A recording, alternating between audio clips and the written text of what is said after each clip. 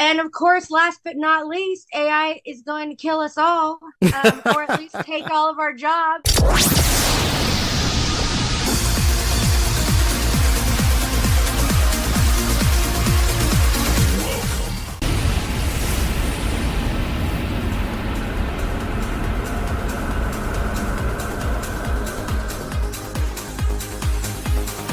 Good afternoon and welcome back to Planet One. Greg Angelo with you on an absolutely gorgeous day here in the South. It is a Thursday and we have coming in a repeat guest who was on with us last week, Stefani Boyd. And before we go to her, we want to thank our previous guest, Eric Allen, who was a great guest on our show. He's got a great podcast program out there. You can go to the ericallenshow.com.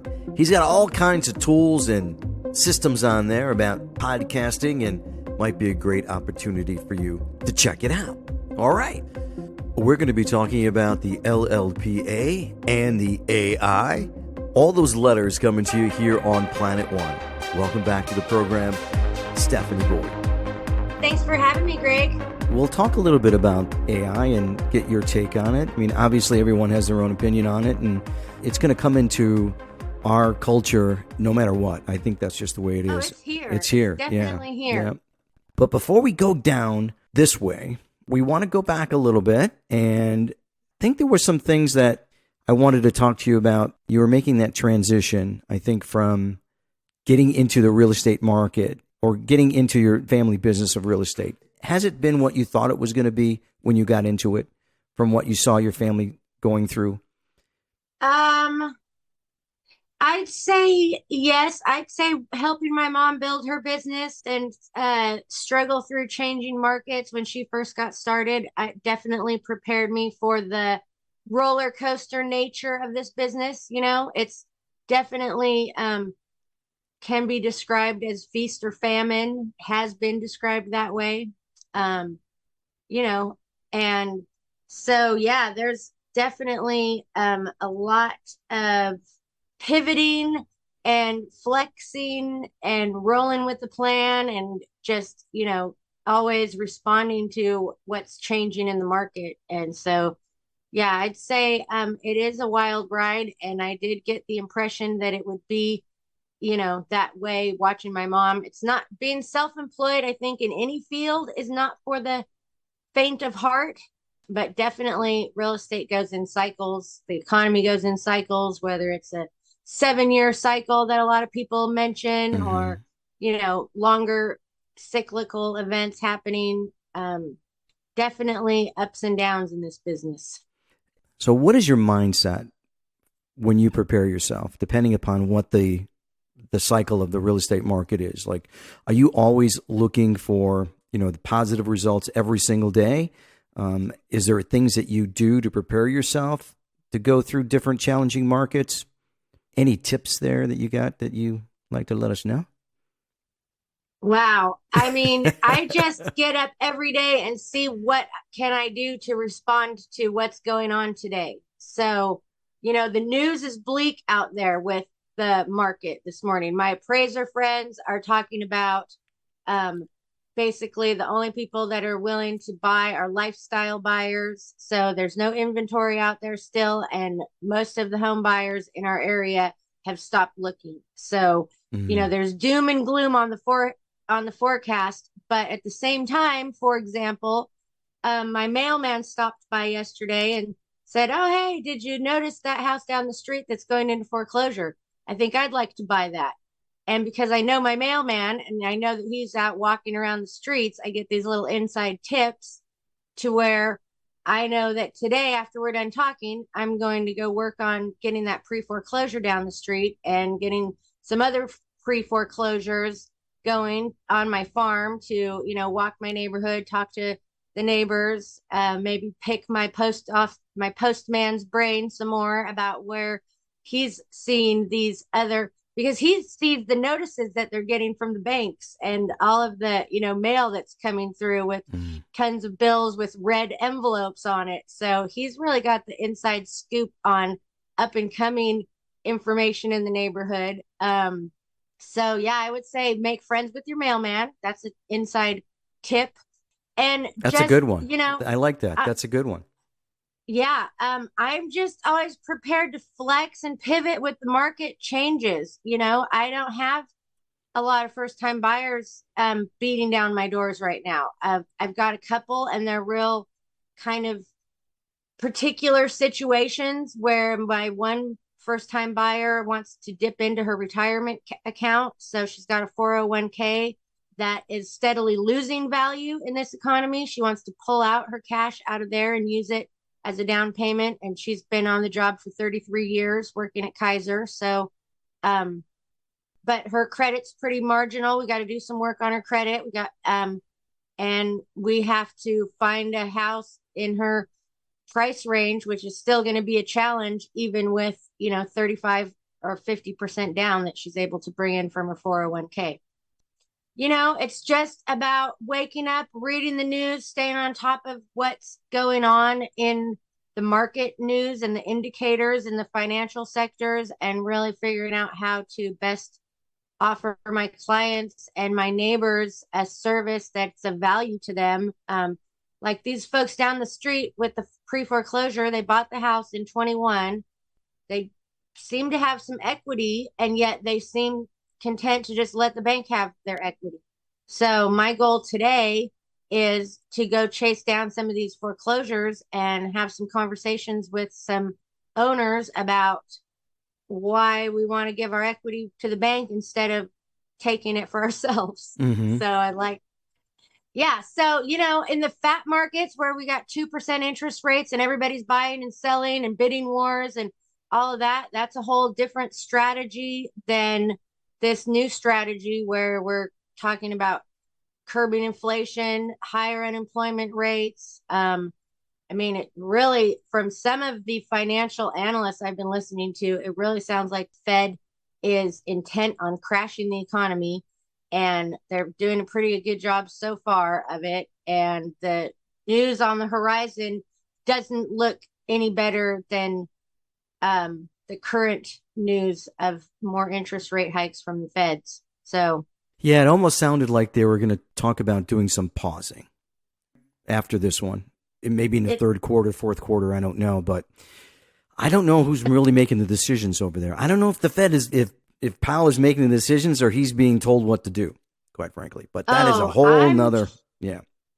I'm sure that all of those figureheads are taking their directions from the same people, it seems. Mm-hmm. Yeah. So even in this type of a market that we're in right now, and based on, your experience in doing many different things, because looking at your resume, a number of things that you've been involved with real estate, but being in sort of this uncertain times, this inflationary issues that we have, low inventory, things like that, isn't there maybe a silver lining or maybe a pearl to find in this type of market where people can capitalize in real estate during this time?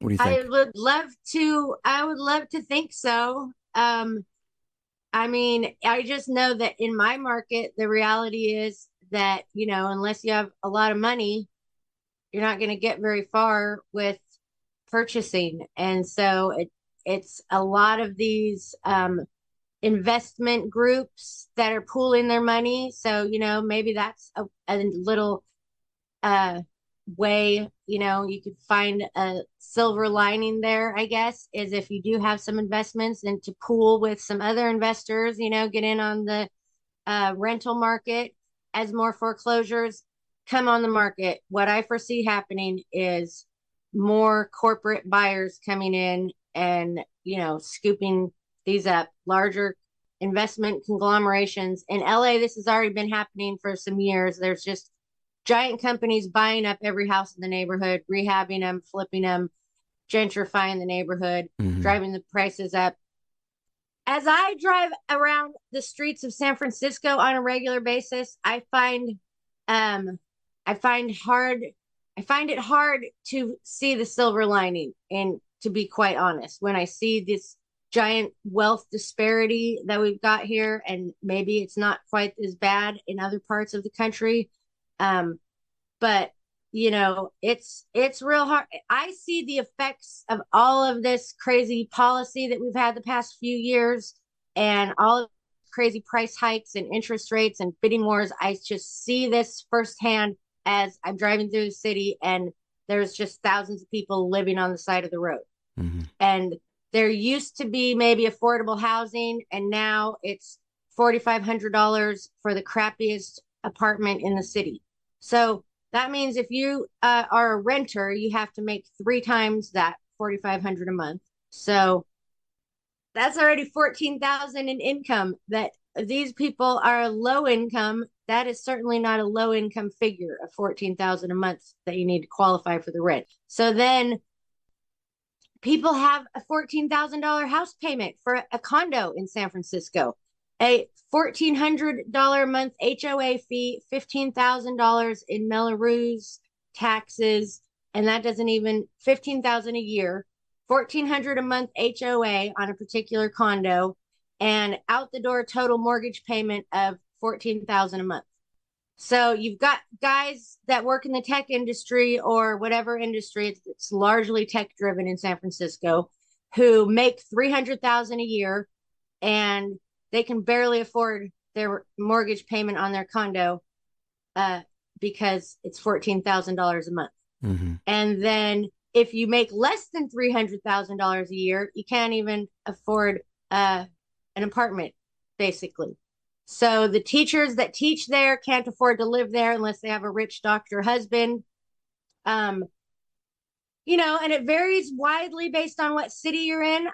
I'm all over the place between the Bay Area and Sacramento Valley. I'm all over Northern California. So, there are some places that are vastly more affordable than other places. But the poor people are concentrated in the cities and the crime and the problems are concentrated there, and the property values are still high and there's still a shortage of affordable housing. So for your regular borrower, I just don't know. I don't know where that little pearl is, where that silver lining is when you go into the Safeway and the price of things is roughly 75% more than it was a year or so ago for a lot of items. So it really depends on who you are. Yeah, in this for market. sure. And where you are. I mean, and that is why I think we are still seeing people leaving California, although it's not really showing in our inventory. So I think people must be renting their house and jacking up the rent for the neighborhood and taking their job to, Tennessee or wherever they're moving to. I don't think there's a lot of remote employment opportunities still happening. A lot of employers have realized, it's probably 50-50. Half of the people have come back to their offices, and a lot of companies have just decided to go fully remote because they save so much money on rent and such. So, depending on the sector, I'm sure there is still some flexibility for remote work and relocating to wherever you want to be. I still hear some people talking about, going to Thailand for a few months and they can work from wherever because they're remote. So a lot of people are looking for more affordable ways to exist facing all this inflation that we're seeing now. And I mean, the chickens have come home to roost about all of this free pandemic money that was printed. And I just think that we're seeing the direct result of that, plus the bailouts of 2008, and all of these things have been kind of snowballing, and we've been trying to kind of put a finger in the dike to stop the flood for so many years now. It's difficult to sit here in California and think about a lot of great things about the housing market at the moment. We're cheering everybody up out there. Unless you're super rich. If you're super rich, then come on, give me a call. Let's make another $1 billion for you. So let's talk about the credit score adjustment. You said it was the LLPA, right? The loan. Yes, loan level pricing adjustment. That's what Fannie Mae and Freddie Mac, when they deal direct with our lenders to ensure the marketability of these products on the secondary market. So why do you think that this is being implemented now as opposed to, 3-4 years ago? Or maybe it was in place and it just hasn't been on the top of everyone's Well, from thought. what I understand, it's been coming through my emails for the past 4 or 5 months that it's coming, that they're trying to figure out how to make it work, because what it is a new pricing matrix. Okay. So for Mhm. every loan, you have a cost, and your cost is based on your credit score, your loan to value, and your debt to income ratio. There are certain what we call loan level pricing adjustments. And so the cost of any given loan for any given borrower varies based on these loan level pricing adjustments. So traditionally, what's happened is the higher your credit score, the lower you get a, so you either get a rebate or a cost, basically, where you're either getting a credit or you're paying a fee as a borrower for a given rate for a given loan product. So traditionally, the lower fees are given to the higher credit score borrowers who have a lower debt to income ratio. So that typically equates to a rich person versus a middle class or a poor person. So this is basically where this is coming from, is from a cultural wave of recognition that we have massive inequality in this country. So as it moves through politics and society and culture, this idea of equity is working its way into a lot of our policies. So this is where we have the government coming in and saying, hey, we need to instill some equity in the mortgage market. And this is where, oftentimes the government comes in and passes fair housing regulations, different rules and regulations. So what they're doing is regulating these agency products, which are essentially backed in one way or another by the government and by the regulations. So Fannie and Freddie, what they do is they set the guidelines for institutional lenders, in order to regulate the condition that the loans are in when they come onto the secondary market to be resold. So because of the crash in 2008, we had a lot of all these subprime loans that were being sold as A paper on the second market. And so if you bundle 1,000 loans together, a whole bunch of those loans were subprime. They were based on credit scores with no income supporting the purchase. So Fannie and Freddie regulate the borrowers, the guidelines, and it's basically their way of mitigating the risk of the mortgages products that are being sold onto the secondary market.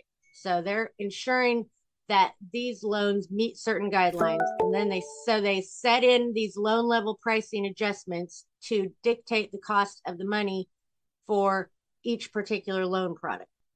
So now what the change is that with your high credit score borrowers, they're getting slightly less of a rebate on the cost of their money. Your lower credit score borrowers are getting slightly less of a hit on the cost of their money. So typically, if you had, let's just say across the board, everything is the same on this loan at an 80% loan to value, your 720 credit score, he's going to pay half of a point for the rate that he wants. And your lower credit score borrower on that same rate is going to pay maybe 3/4 of a point, or maybe even a point and a half, based on how low their credit score is. So what Fannie and Freddie are doing by changing these loan level pricing adjustment guidelines is just making that credit to the higher score borrower slightly lower, and they're making the hit to the lower score borrower slightly lesser. So in this way, they're saying that people with a low credit score who can't afford a very big down payment, who might have a higher debt ratio, while yes, they are a higher credit risk, it might not be because they're actually not paying their bills on time. Maybe it's because they're lower income, they're making their bare minimum payments, they're struggling, they're working full time, and they just don't have the disposable income to keep all of their debt paid off. Mm-hmm. Or maybe they don't even have the history. They are economically advantaged and they don't have parents that taught them how to manage money, and they don't have wealth in their family. So they're starting from scratch with no knowledge of how to build your credit score and how to get to that 720 credit score. And so the government is saying we want to promote equity and help these folks have an easier time of making their way into the mortgage, um, into a position to become a homeowner Okay. and secure a mortgage. Okay. So do you think, based on that, because I pulled up a couple of questions from that. One is, do you think that the fees that are going to be charged to those that have the 680, they have the good credit scores, are those fees going to help those that don't? Is there going to be a playing field, an equal playing field now by doing this? Do you think that those fees are going to be now brought down to those that, like you said, they don't have the great credit score and they're getting charged more for their loans based on the fact that they don't have a good credit score? So do you think that Well, those fees that they're going to take from those that do to those that don't, that it's going to benefit those that don't? well, that's the plan. I mean, you can look at the numbers on a matrix straight from Fannie and Freddie. It's simple math. It's just that based on all of these different factors in each individual scenario, be it loan to value, debt to income ratio, credit score, these certain factors, uh, the price is coming down a little bit over here, and the price is coming up a little bit over here. So, um, I mean, yes, it will make it so that your closing costs might be $2,000 or $3,000 less over here, and it might be $2,000 or $3,000 more closing costs over here. And in some scenarios, it depends a lot on your loan to value. So, at a higher loan to value, um, basically, let's say like a home ready product with 3% down. This is assuming that you fit into certain income guidelines. So there's income limits in these programs. And so now the hit for this program is reduced across the board. For each of these borrowers, they're going to pay less on certain products because it's targeted towards the products that moderate to low income people are going to be using.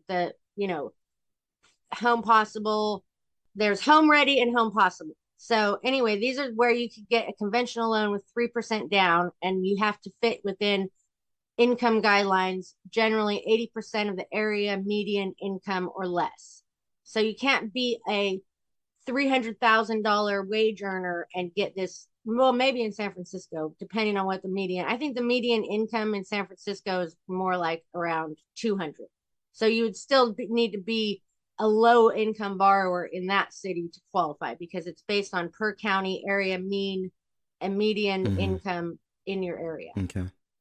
So that is assuming that you're dealing with a lower income borrower who also, has maybe a lower credit score. And now that person's going to get the same price as a 720 borrower in that same product because they're both struggling equally. Neither one of them can afford to save up a down payment because they don't make enough money. So that's kind of like the logic behind it. And I would definitely love to send you the matrix and a really good article I found explaining how this all works. Maybe I can send it to you afterwards and you can stick it in your show notes for Yeah, people we that can have want to. that link on there. Mm-hmm. Yeah. Absolutely. Yeah.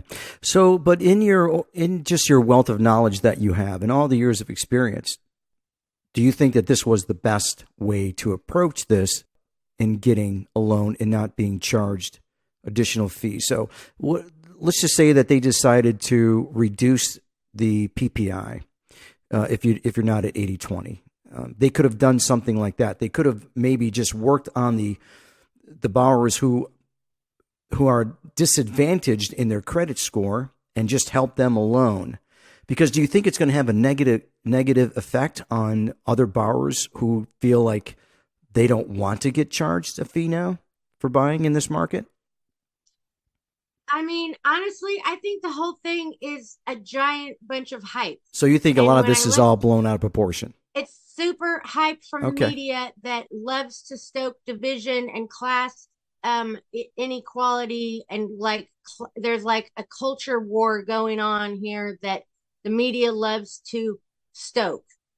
So I mean, I think that the real life cost difference per borrower is pretty minimal. And there's always been a cost for a loan. It's not something that's brand new. This is not a new concept. There's always been loan level pricing adjustments. There's always been a hit for this, a fee for that, a credit for this.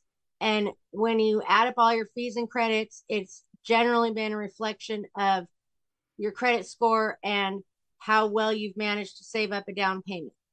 So, I guess if I had to opine on it, I would say there's certainly worse ways this could have been handled. Is it going to be a huge benefit to a borrower that's so marginal that they can only afford a 3% down payment? Like, yeah, I think this is going to be a great help to somebody, two or $3,000 less in closing costs is going to theoretically help a, first time buyer that's maybe a young married couple with a kid and whatever. Does it slightly smack of a bit of communism or something? Like maybe, possibly, wealth inequality, I guess, has always been like the catalyst for um some wealth redistribution, right? When the wealth inequality gets so out of control, then somebody feels like they need to come along and do some type of wealth redistribution. And maybe this is a manifestation of that type of thinking. I mean, It could be, and I think but a lot of it it has to do doesn't, with. I think some of it I has just to don't, do with the current policies and in certain agendas that people are picking up on. Because there was some talk about someone was going to be coming up with a bill or something to see if they can rescind it. And so it's just like it's just social warfare, really. yeah, I Political think warfare is so. what it is, It right? is, and it's a lot of media hype. And when the media wants to promote something, I just always wonder, like, why are they taking that approach, and what's actually going on? And I mean, uh, I could think of so many other ways to promote some wealth redistribution, or inequality solutions to inequality, and this would be like a drop in the bucket compared to other things that could be done with. Yeah, like taxes, Right. right? Inequality in Taxes. taxes, I exactly. mean, yeah, don't get me started on the IRS. And I mean, I really like the idea of a flat tax on things that you buy and sell. And therefore people who are buying luxury yachts are going to pay a whole bunch of money on that luxury yacht. There's a lot of ways we could be doing our tax system to be much more fair and much more equal to the rich people and the poor people. So, you Okay. know, All right. um, Cool.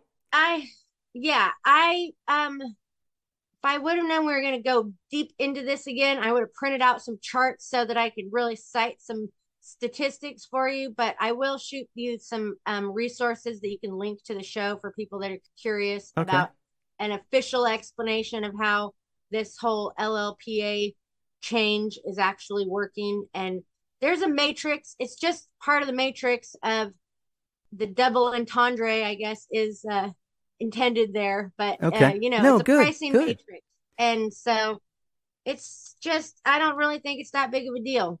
Okay. Um, I think there's a lot of other bigger, way bigger deals that are way more concerning. Well, let's see if we can have some fun for the rest of the half of this podcast, right? Because we're supposed to be having fun, right? All Exactly. right, all right, Okay. I'm with So you. let's talk a little bit about that. You brought up a little bit about the AI, artificial intelligence, and obviously it's been in our culture for a while now, but now it's like that's all you hear about. Let's just get your take on it. What you think about it? What's the impact in the real estate industry? Is it going to help individuals trying to correspond without having to type out everything on their own? So, what do you think? What's your take on all this?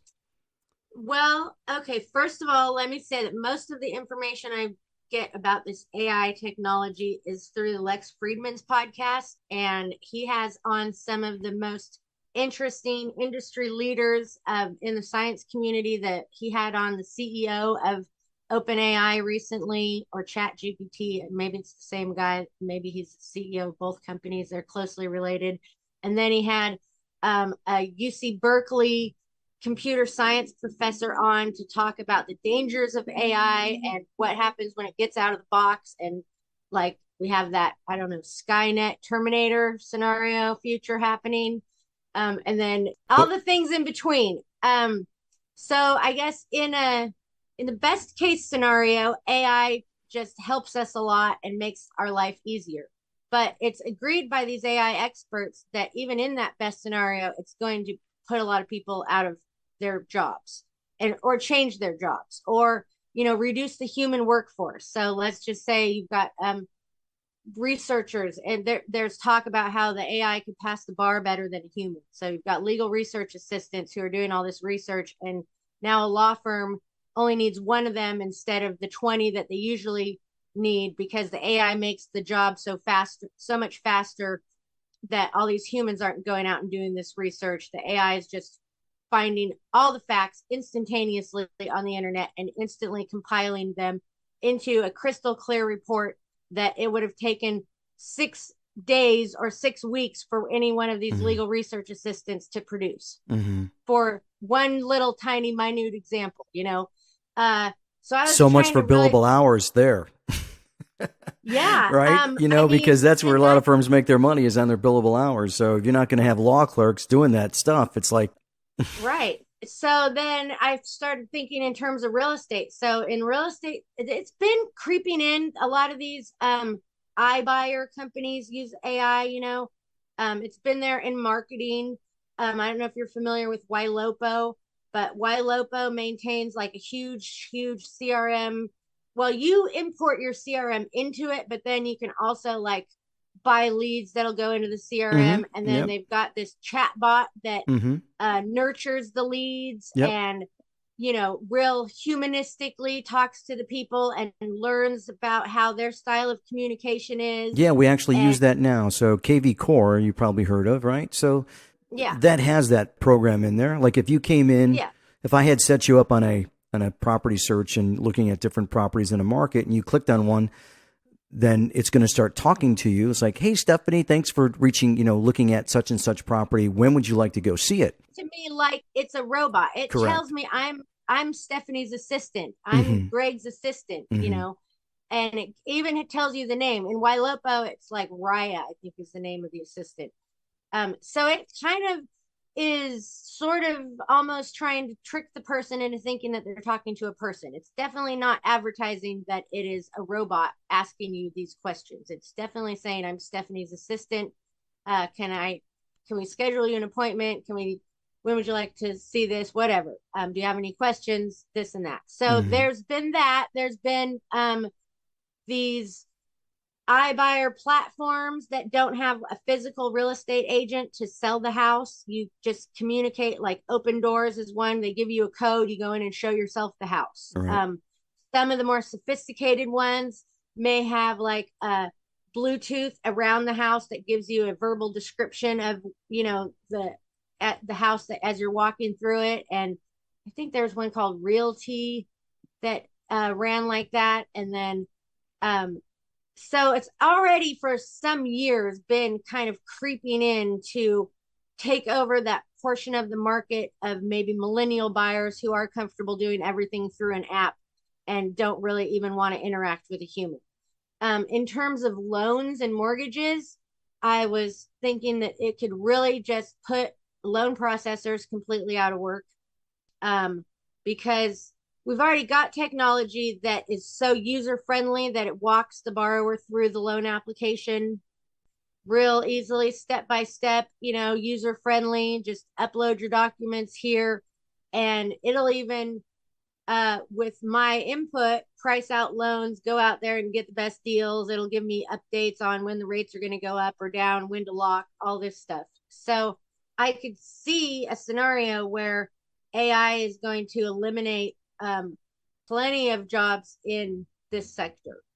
Um, I was actually talking to a really interesting guy who was going to a meetup with AI thinkers at Stanford University, Neuralink, uh, people who are involved with creating all this technology and discussing the philosophical ins and outs and problems with it and everything. And his advice, because I was asking him, is AI going to kill us all? And just keep hearing this. I'm a bit terrified. And he said, no, just get ahead of it. Don't be scared of it. Get ahead of it. So that's when I really started thinking about How is it going to change the mortgage industry? So what he was saying is figure out how to use it to your benefit. And Mm-hmm. so it is a tool that can help make the mortgage process more streamlined, that can save me money because I don't have to pay a processor, or Mm-hmm. that can help me serve my clients better because it can help me price out a loan faster and find the best lender to work with a particular borrower instantaneously, rather than me having to personally go in and price it out in a bunch of different pricing engines or something. I think it's just a matter of how fast this change, like, can the industry even keep up with the change? Can the people who make the apps keep up with I think that's the part of it. I demand? think that's a big part of the unknown right now, because we already know that technology has advanced, and has advanced so much faster than it has in the last 10 years, right? So within the next 2 years, you could almost have as much technology that we have today from the last 10 years in such a very, very quick, like the speed of light. So that's one of the things that many people are just trying to figure out, is like, how much is this going to change and how fast is it going to change? I also think that it's going to open up opportunities, because there is going to be opportunities for that. I mean, it can't turn, unless it can turn itself on, it can talk to itself. There has to be some sort of user input to some degree, right?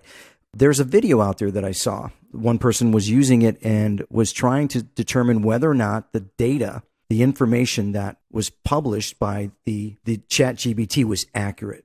So one of the things that they're telling people to do is tell the chat GBT to identify your sources. Because how are you going to know if what they're giving you is true, right? Unless you've already Mm-hmm. done the research. If you haven't done the research on something and then it tells you this is what it is and you don't know it, then you're just going to say, well, I just assume that it is. Sure. And I mean, I think that Chat GPT is probably like a small portion of the AI journey that we're Mm-hmm. looking at as the future moves forward. For example, again, back in San Francisco, there's self-driving cars all over the place. So I don't know if most people are aware of this, because it's rather shocking when you see it with your own eyes, a car driving around the city with no driver. And there are a couple of services where they're doing rideshare and picking passengers up. So sometimes you'll see these driverless taxis with passengers in the back. Sometimes they're just testing still. Sometimes they do have drivers, because I don't think they're allowed on the freeways yet. So they're testing on the freeways now. They're about to launch a commuter service between San Jose to San Francisco, with all this self-driving fleet of Jaguars on the freeway, taking people back and forth to their tech jobs. And um, Wow. so this is AI in action, right? These cars have been trained. They're learning how to perceive more. There's pattern recognition learning going on. And they've had to use a lot of AI to train them to this point where they can, for the most part, safely navigate the city, and they're allowed to pick up human beings and drive them around. So they've been through a lot of hurdles and regulations, and there's still like a lot of questions about uh, who's responsible for, like, let's say you're an individual owner of a self-driving car as opposed to the owner of a self-driving rideshare company, and now your self-driving car is driving around while you're at work, crashing into people, for example, Right, and right. you're just in your office minding your own business, you're not doing it. But so now who's liable for that? Is Mm-hmm. it you Exactly. personally? Is it the software company that's running this glitch? Is it, whose insurance is going to cover this? And so there's all of these, kind of wide reaching ramifications to this technology. That was one of the things that went off in my head when you were talking about that, is the liability, right? The Yeah. liability of it. If there's an accident, And and and who's and responsible? what about hackers? I mean, we all know how hackers can get into our Facebook and Instagram and whatever. Or Twitter So, account, sure, yeah. if I was a hacker with a terrorist heart, I would just hack the self-driving cars and blow up the city or Oh, something. I mean, I could wow. just see there's so many ways when you just sit there and really ponder the exponential growth in technology, the possible ramifications, plus listening to these different philosophers and science engineers, computer engineers talking about, like, the sci-fi nature of this, and also just the real life implications of all of this technology that we couldn't possibly even guess at, you know. Mm-hmm. They've launched robot police dogs in New York recently, and they're real cute little digi dogs, they call them. So to me, I don't know if anyone else has ever read Fahrenheit 451, where, you know, the future predicted by Ray Bradbury is that our TVs will be spying on us, looking at us. There's cameras in everything that we're doing as we interact in this future of technology where the government doesn't like what we have to say. And then they send out killer robot dogs after the dissenters. But seems to me there's a lot of That's why we need to. very That's why we need to keep the Second Amendment, right? yeah, and all of them are pretty much under attack these days. It's crazy. It's funny that you mentioned some of that because what was going on in my mind was I remember growing up watching the Jetsons, right? You remember the Jetsons? Was that Oh something? yeah, Yeah. So remember, it's like everything's talk about the 21st century. We're going to have spaceships and flying saucers and the drones that they've been testing, I think, are leading us in that direction. I would submit Amazon package delivery drones. I haven't quite seen them yet, but I hear, you know, I've been hearing for maybe 10 years or so that mhm. they're testing them. They're using them in certain markets. So you know, I do think that between the drone technology and the self-driving car technology and the AI machine learning that's going on to teach these machines how to pattern, you know, recognize the pattern so that they don't crash, so that there's not massive casualties. Um, I mean, as I sit on this kind of fence between uh, the old school and the new school, you know, I often feel like many of the drivers out there on the road are terrible drivers and they are drunk and they have no business being behind the wheel. So, therefore, self driving cars with a computer in charge that doesn't make human errors actually does seem like a safer alternative. Until you see them glitching out, driving around in circles, and they're stopping up traffic through the whole city because there's a glitch in its system and it doesn't know what to do besides continuously making a right turn until somebody that owns the car company comes and picks up the car and fixes the glitch. I have very mixed feelings about it. I and I could see it going horribly wrong, and I could also see it, you know, bringing about a lovely and convenient future where, you know, the proponents of this say that humans as a general species will have more leisure time because things will be automated and we'll be happier because we don't have to work so hard because the robots are doing things for us, you know. Um, But we're still going to need to be able to pay for things, right? I mean, I if mean, that's another thing. I mean, we could have more leisure time, but then again, we still have to pay for things. And as costs continue to increase, and this what is is it going where to you cost to get live on a monthly budget in, you know, in 5, 10 years from now? It's probably going to be could be 25, 30% more. So, I mean, unless there's going to be some change in our monetary system in the way things oh, cost. there is Yeah. that it's already coming. I mean, I don't know. The Fed isn't really announcing this as much as they're trying to get you to be upset about the pricing adjustments, but they've already ushered in CBDC through the Fed, which has already become available last month in April to certain select banks to make your life more convenient. This centrally backed digital currency can make your money transfers instantaneous overnight, no more waiting for wires in between countries. There's a whole press release on this digital currency that the Fed is using starting last month, and then they're going to be um, widely available to all lending institutions as of July of this year. So I don't think it's a coincidence that this is happening right as the petrodollar is becoming obsolete, as China, Russia, the BRICS nations are all trading in oil, trading for oil with Saudi Arabia in Chinese currency instead of using American currency, as has been the norm since the petrodollar was introduced in the year of my birth, 1973. So, I mean, I think really if there was anything to talk about in the news media, it would be the collapse of the dollar and the death of the petrodollar. And the Fed ushering in a cryptocurrency to take over trading because dollars are no longer going to be used shortly. For those that are listening, if you can't tell right now that Stephanie's got a wealth of knowledge in so many different subjects. Last time that you were here, you gave out your information, and we want to do that again for you. People that are listening and they want to get a hold of you, those that are even in the Bay Area, or maybe someone just wants to, just call you up and ask you questions about things, and who knows where that's going to go. That could be beneficial. So how can people get a hold of Stephanie Boyd? Well, my website is stephanieboyd.com. My email is sboyd@stephanieboyd.com.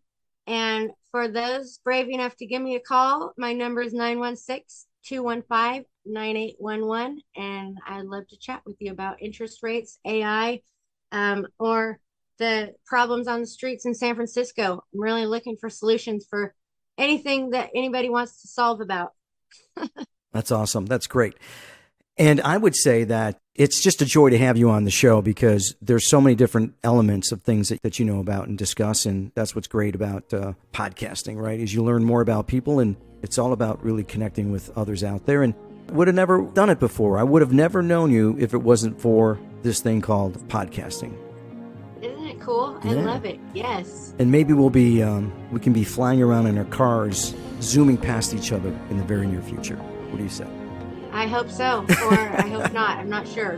I promise I won't ding you. I promise. Okay. All right. It's been great having you on the show. Appreciate you, Stephanie, for being here. All right, cool. And for everyone that's been listening, we really appreciate you being part of our platform at Planet One Podcast. You can go to all of our platforms that are out there on Amazon Music, on Spotify, as well as Pandora Music. And we are out there. And our YouTube channel, you can go to planet1podcast.com. And we have everything for you. And as I said before, if you like to be a guest and you want to be part of this platform as a guest, feel free to reach out to me. You can go to info@planet1radio.com. Greg Angelo, Planet One Podcast. We wish you all a great day. Take care of one another. Be kind to one another. Love one another. Talk to you soon. Take care.